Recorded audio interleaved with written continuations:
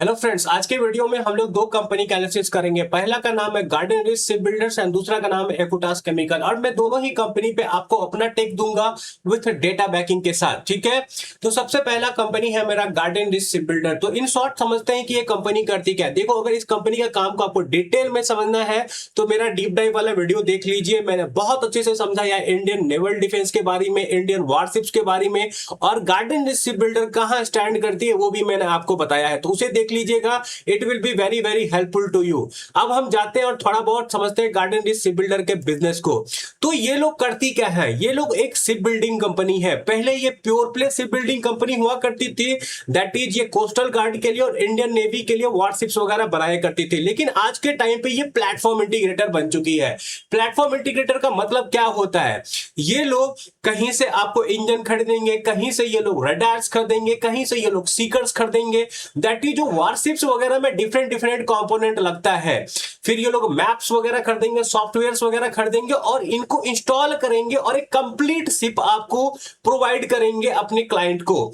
इसके अलावा इनका आज के टाइम पे चार बिजनेस वर्टिकल है। पहला है हैवी इंजीनियरिंग का। हैवी इंजीनियरिंग में ये लोग क्या करते हैं, पोर्टेबल ब्रिज बनाते हैं। देन इनका एक इंजन डिवीजन है एंड आपको मेंटेनेंस रिपेयर का भी ये लोग काम करते हैं। तो इनका हो गया आपको बिजनेस। बिजनेस में क्या होगा, ये लोग डिफेंस के लिए शिप वगैरह बिल्ड करते हैं, कमर्शियल शिप वगैरह भी बिल्ड करते हैं। देन इनका हैवी इंजीनियरिंग भी है, इंजन डिवीजन भी है।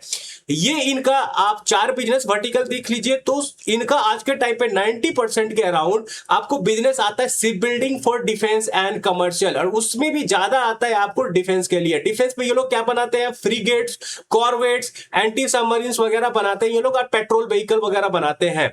इनका क्लाइंट कौन है, Indian Navy, coastal guard, West Bengal transport, और ये लोग जर्मनी वगैरह को भी सेल करते हैं। एक्सपोर्ट भी इनका ठीक ठाक आज के टाइम पे आपको एक्सपैंड कर रहा है। देन आपको इनका दूसरा बिजनेस वर्टिकल कौन सा है, इंजीनियरिंग वाला, जहां पे ये लोग पोर्टेबल ब्रिज वगैरह बनाते हैं और डेक वगैरह के लिए मशीनरी वगैरह बनाते हैं, जहां पे शिप वगैरह बनता है। देन आपको इंजन डिवीजन हो गया।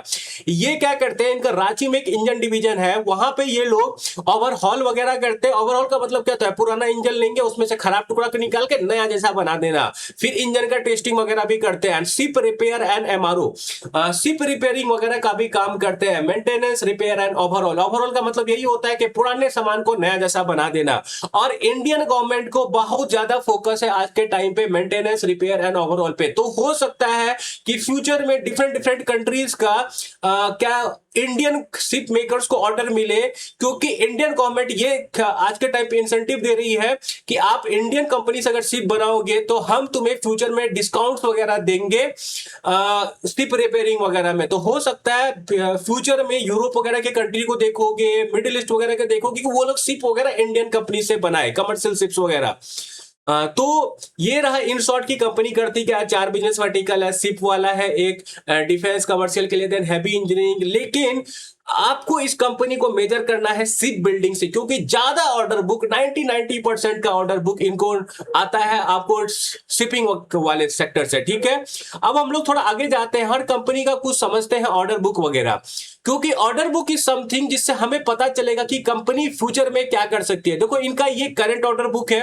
फ्रीगेट प्रोजेक्ट 17A का इनके पास 8,236 करोड़ का है। ये एंटी सबमरीन शैलो वाटर, ये एक आपको वारशिप्स होती है जो कि शैलो वाटर में रहती है, अपने कोस्ट लाइन के पास ही रहती है और ये सबमरीन वगैरह को हंट करती है। देन पेट्रोल वेसल वगैरह हो गया यहाँ पे, फ्रीगेट, और ये इनका आपको मतलब बिड पाइपलाइन है। आज के टाइम पे मैनेजमेंट का क्या बोल रहा है कि हमारा बिड पाइपलाइन काफी स्ट्रांग है। आज के टाइम पे इनके पास 18,000 करोड़ का ऑर्डर बुक है, और ये कुछ बहुत इंपॉर्टेंट बिड पाइपलाइन है। जैसे आज के टाइम पे प्रोजेक्ट 17B फ्रीगेट्स चल रहा है, ठीक है। और फ्रीगेट में इस कंपनी के अलावा सिर्फ मैजागन डॉक शिप लिमिटेड है। इसका मतलब क्या होता है, अगर वो 70,000 करोड़ का ऑर्डर होता है तो कंपनी को 30,000 करोड़ का मिलना तय है, एक तरह से आप समझ लो। ऐसा क्यों, क्योंकि गवर्नमेंट को चाहिए कि जल्दी से जल्दी बना के दो। तो ऐसा नहीं है कि ये पूरा कॉन्ट्रैक्ट अगर मैजागन डॉक L1 बिडर हो जाए तो मैजागन डॉक को ही मिल जाएगा। इन दोनों के बीच में स्प्लिट होगा, 4 उसको मिलेगा, 3 इसको मिलेगा, ऐसा होता है। तो 7 से 8 आपको फ्रीगेट बनेंगे। फ्रीगेट का मल्टीपल यूज होता है। फ्रीगेट आपको समझने थोड़ा सा, एयरक्राफ्ट कैरियर होता है ना, जो वेल्थ होता है देश का, पहचान आपको एयरक्राफ्ट कैरियर्स होता है। जिस देश के पास जितना एयरक्राफ्ट कैरियर, वो उतना डोमिनेट करेगा शिप में। जैसे आज के टाइम पे आप देखते हो यूएसए जो है अपना एयरक्राफ्ट कैरियर को से ही दुनिया को रूल करता है। तो ये क्या है, एक तरह से समझ लो तो बॉडीगार्ड हो गया बड़े बड़े वेसल्स वगैरह का, जैसे एयरक्राफ्ट कैरियर हो गया। देन आपको नेक्स्ट जेन कॉर्वेट का इनका कॉम्पिटिटर है Cochin and Goa shipyard limited, और यहाँ पे मैनेजमेंट को उम्मीद है कि 25,000 से 33,000 करोड़ का ऑर्डर यहाँ से मिलेगा।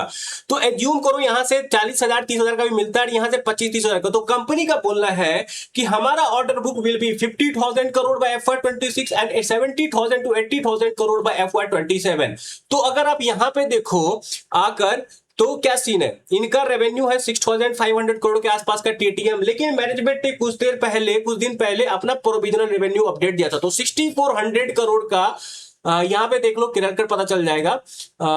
देखो यहाँ पे इन्होंने दिया है FY26 provisional turnover is 6,400 crore.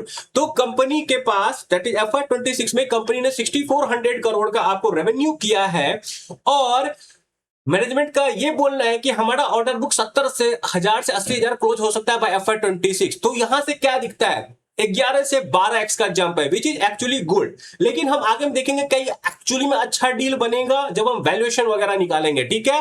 तो ये है, आपको टीटीएम रेवेन्यू वगैरह देख लिया आपने, ऑर्डर बुक वगैरह देख लिया। अब हम थोड़ा आगे जाते हैं और कुछ इंपॉर्टेंट चीज देखते हैं, मैनेजमेंट ने क्या गाइडेंस दिया हुआ है।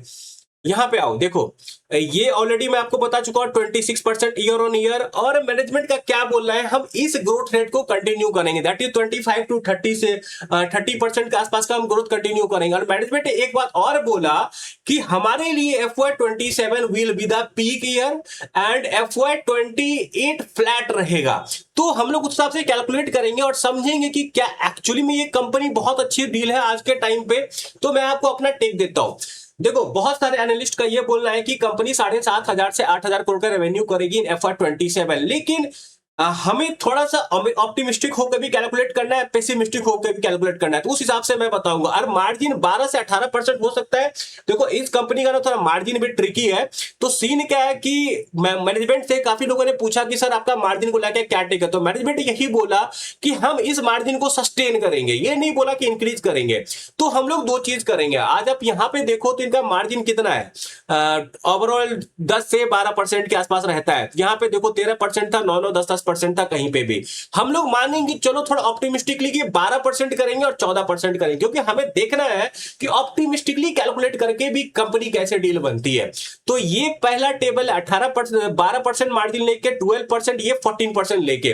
तो मैंने क्या किया है, एक्सपेक्टेड पैट टीटीएम वगैरह कैलकुलेट किया है। तो अगर कंपनी 8,000 करोड़ का आपको रेवेन्यू कर देती है तो कंपनी का पैट बन सकता है 870 करोड़ का। देखो मैं यहां पे अगर देखोगे तो कंपनी का नंबर्स वगैरह ना इन्फ्लेट हुआ है आपको अदर इनकम के वजह से। वो अदर इनकम कैसे आता है, अदर इनकम देखो गवर्नमेंट इनको ऑर्डर देती है तो उसका पैसा एडवांस में देती है। तो ये लोग क्या करते हैं, बैंक वगैरह में रख लेते हैं, उसके इंटरेस्ट से कमाते हैं। We can not assume it. और सबसे पहली बात ये समझो, इनको जो ऑर्डर्स आ रहे हैं उनके पैसे उनको FY28 एंड में जाके मिलेंगे। तो हो सकता है कि FY27 में और 28 में उतना इनका अदर इनकम ना हो, इस बात का ध्यान दीजिएगा। 28 में होने का चांसेस बहुत कम है, अच्छा खासा अदर इनकम। तो क्या सीन क्या बनता है कि कंपनी का पैट आपको 870 करोड़ का बन सकता है। PAT TTM is only 689। यहां पे आकर देखो पैट टीटीएम मतलब लास्ट 4 क्वार्टर का पैट। तो कंपनी का पैट में कितना जंप आ सकता है, कंपनी के पैट में 1.26 का जंप आ सकता है, और एक साल है तो ये 26% का CAGR बनता है, विच इज नॉट बैड, ठीक है। लेकिन पेक कितना बनता है ये देखो, कंपनी का पी रेशियो है 42 का। अगर मैं 42 को डिवाइड कर देता हूं 26 से तो 1.62 का पे रेशियो बनता है। वहीं पर अगर आप FY27 है यहां पे, और यहां पे मैं 14% मार्जिन लेके कैलकुलेट कर लेता हूं, तो यही आपको जंप हो जाता है 1.44x का, दैट इज 44% CAGR, और पेग रेशियो बनता है 0.95 का। अब मैं एक एक्स्ट्रा कैलकुलेट कर लेता हूं कि ऑप्टिमिस्टिकली कि चलो इनके पास 18,000 करोड़ का ऑर्डर बुक है, इसमें से 9,000 करोड़ ये डिलीवर कर देते हैं FY28 में, और मार्जिन भी 14% का होगा। मार्जिन का भी मैं ओवर एक्सपेक्टेशन कर रहा हूं, ठीक है। तो ये है 14% वाला टेबल, ये है आपको 12% वाला टेबल। तो आप यहां पे क्या देख रहे हो, यहां पे पेग बनता है 0.7 का, यहां पे बनता है 1.08 का। तो बहुत चीप तो नहीं है, ठीक है, थोड़ा महंगा भी नहीं है उतना, लेकिन चीप भी नहीं है पेग के हिसाब से। और एक मैंने कैलकुलेट किया, देखो मैनेजमेंट ने क्या बोला, FY28 will be flat for us. तो अगर मैं 2 साल का टाइम लूं, दैट इज मैं ये एज्यूम करूं कि उनका पैट आपको 2 साल में 1.6x होगा, तो ये आपको CAGR बन जाता है 25-26% का, तब पेग बनता है 1.56 का।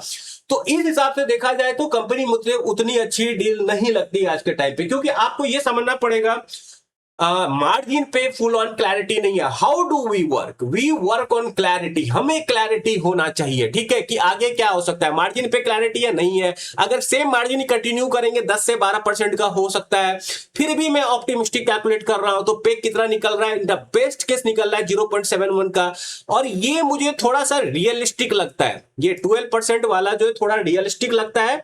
12% मार्जिन 900 करोड़ का, 9000 करोड़ का, लेकिन मैनेजमेंट ने कमिट नहीं किया है, तो we can not follow that blindly. तो ये नंबर एक लगता है कि आ सकता है 40% का, लेकिन आपको ये देखना पड़ेगा FY28 भी फ्लैट। और सीन क्या है, this is bear market, there are plenty of opportunities market, तो why someone should stick with garden dish builder, ठीक है, ये मेरा थिंकिंग है। I can be wrong. और देखो 2-3 बात बताता हूं, अगर कोई कंपनी पास्ट में अच्छा रिजल्ट दी है, गारंटी नहीं है कि वो कंपनी आपको फ्यूचर में भी अच्छा result they. Past result should not be the metric to measure future performance. You should only focus on future. और एक बात देखो, मुझे ऐसा प्रश्न लगता है कि कंपनी का जो गोल्डन एज था ना, in terms of PAT growth, revenue growth, वो चला जा चुका है, क्योंकि हर कंपनी इनफाइनाइट टाइम तक अपने मार्जिन को इंप्रूव नहीं कर सकती है। ये बात आपको ध्यान देना पड़ेगा। एक टाइम आएगा जब उसका मार्जिन स्टेबल होगा या डिक्लाइन करना शुरू होगा। इनका जो आपको प्रॉफिट वगैरह इतना तेजी से भाग रहा है, उसका मेन रीजन है कि कंपनी का बॉटम लाइन अच्छे से भाग रहा है। बॉटम लाइन अच्छे से क्यों भाग रहा है, क्योंकि देखो इनका पहले 6% मार्जिन था, फिर 7 हुआ, फिर 8 हुआ, फिर 10 हुआ। कंपनी का बोलना है कि ये मार्जिन को हम सस्टेन करेंगे, कहीं पे उन्होंने ऐसा नहीं बोला कि 15% मार्जिन के लेंगे। सीन ये है कि अगर मार्केट में बेटर अपॉर्चुनिटी है तो why Garden this ship builder होगी अच्छी कंपनी, बहुत अच्छी कंपनी होगी। जैसे TCS भी बहुत अच्छी कंपनी है, इन्फोसिस भी बहुत अच्छी कंपनी, क्या वहां पे पैसा बनेगा? मेरे हिसाब से नहीं बनेगा, थोड़ा बहुत बनेगा, लेकिन दिस इज द टाइम कि वी शुड थिंक बिग, बड़ा पैसा बनाने का सोचना चाहिए। It is not a buy sell recommendation. मुझे गार्डन शिप बिल्डर इतना अच्छा डील नहीं लगता आज के टाइम पे। आई कैन बी रॉन्ग, इस बात का ध्यान देना। मेरा इन्वेस्टमेंट थीसिस अलग है, औरों का अलग होता है। मेरे लिए ऐसी डील अट्रैक्टिव नहीं होती है, हो सकता है आपके लिए हो। आप अपने रिस्क एपेटाइट के हिसाब से अपने फाइनेंशियल एडवाइजर को कंसल्ट करके अपना डिसीजन लेंगे, मेरे बोलने से नहीं जाना है, ठीक है। तो ये रहा मेरा गार्डन रिस्क बिल्डर पे टिक। अब मैं दूसरा कंपनी पे जाता हूं, एक्विटास केमिकल, ठीक है। एक्विटास केमिकल जाते हैं। एक्विटास केमिकल भी ऐसा सीन है ना कि लोगों को क्या होता है कि कोई भी कंपनी अगर ऊपर जा रही होती है तो लोगों के लिए बाय डिफॉल्ट अच्छा हो जाता है। तो थोड़ा बहुत ना मैं आपको समझा देता हूं एक्विटास केमिकल करती क्या है। तो एक्विटास केमिकल का 3 बड़ा बिजनेस डिवीजन है। आज के टाइम पे वो मेनली आपको सीडीएमओ है, ठीक है। सीडीएमओ का मतलब क्या होता है, कोई बड़ी कंपनी एक दवाई बनाएगी, ठीक है, तो उसको क्या है कि फैक्ट्री बनाना पड़ेगा फिर स्टार्टिंग से।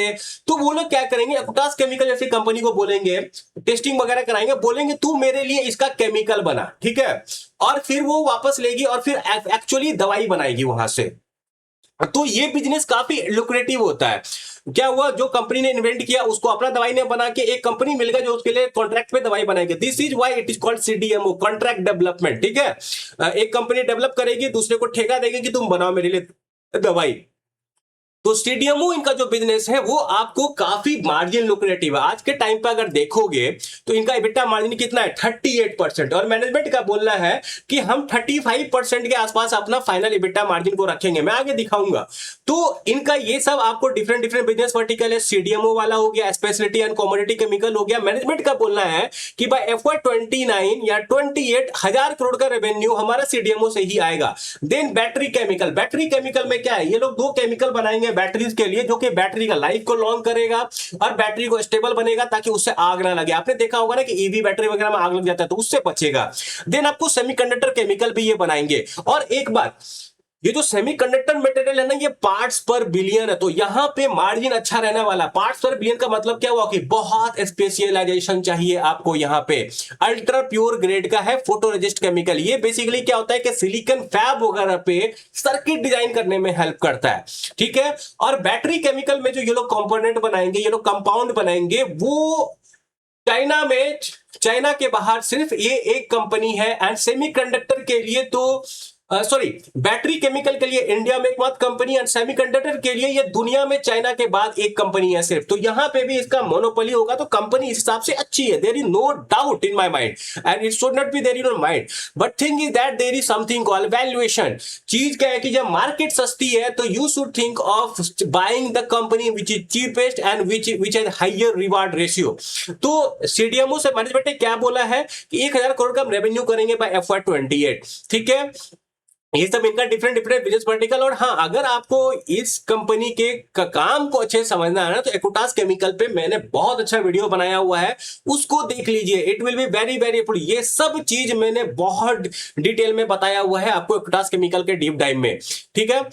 तो वो देख लीजिएगा, ये सब आपको रीड कर लीजिए, उस वीडियो में भी देख लीजिएगा। It will be very very helpful for you. And ये कुछ आप देख लेना, रीड कर लो। एक अब जाता हूं फाइनल पे।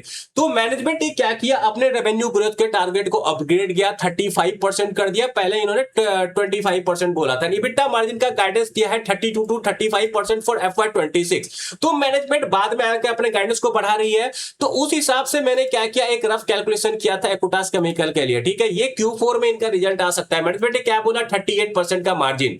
हम लोग 32 to 35 करेंगे, तो उसके हिसाब से इनका Q4 का मार्जिन आपको 38% होना चाहिए। रेवेन्यू इतना होना चाहिए जो उन्होंने रेवेन्यू गाइडेंस दिया है। 1000 करोड़ का रेवेन्यू कंपनी Q4 में कर सकती है। तो कंपनी का पीबीटी पैट वगैरह इतना बनेगा, पैट बनेगा 110 करोड़ का एंड फॉरवर्ड पीई बनता है 57। तो ये कंपनी आपको फॉरवर्ड पीई Q4 के बाद 57 के पीई पे अवेलेबल रहेगी, ठीक है। ये बात का ध्यान दीजिए। मेरे कैलकुलेशन के हिसाब से, मेरा कैलकुलेशन अप्रोक्सीमेट कैलकुलेशन है, 10% इधर उधर आराम से हो सकता है।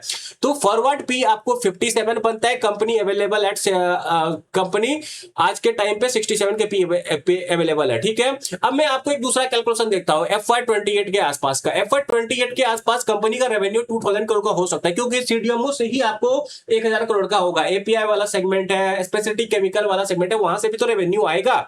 तो कंपनी का पैट बनता है 570 करोड़ का, ठीक है। पैट जंप इनका आएगा अगले 2 साल में, FY28 2x का। सीएजीआर बनता है 42%, फॉरवर्ड पी बनता है 33 का। देखो कंपनी का करंट पी कितना है, 67, ठीक है। और कंपनी का आपको सीएजीआर ग्रोथ कितना है, 42। तो मेरे ख्याल से ये कंपनी अच्छी डील है, लेकिन बुल मार्केट के लिए अच्छी डील है। क्योंकि ये बियर मार्केट है, I am getting far better deals compare to this in current market. तो एज ए एनालिस्ट अगर मैं इस कंपनी में होता तो I would have preferred selling this company and putting money somewhere else. देखो, आप अपना डिसीजन अपने फाइनेंशियल एनालिस्ट से कंसल्ट करके ही लोगे। मैं इसलिए बता रहा हूं क्योंकि मैं आपका थॉट प्रोसेस को डेवलप करना चाहता हूं, ठीक है। कि इस तरीके से सोचो, अगर यहीं पे मुझे कोई कंपनी मिले जो कि 60% के सीएजीआर से ग्रो करे अगले 2 साल और वो 40-50 के पी पे मिले, tell me which is the good deal. और आज के टाइम पे मार्केट टूटा हुआ है। देखो, कोई भी कंपनी का शेयर प्राइस ऊपर जाएगा तो सब उसके बारे में अच्छा बोलेगा, शेयर प्राइस नीचे जाएगा तो सब उसके बारे में खराब बोलता है। ये बात मैं आपको बता रहा हूं। और कोई भी कंपनी का शेयर प्राइस इन्फिनिटी टाइम पे ऊपर नहीं जा सकता है, नीचे आएगा कभी ना कभी।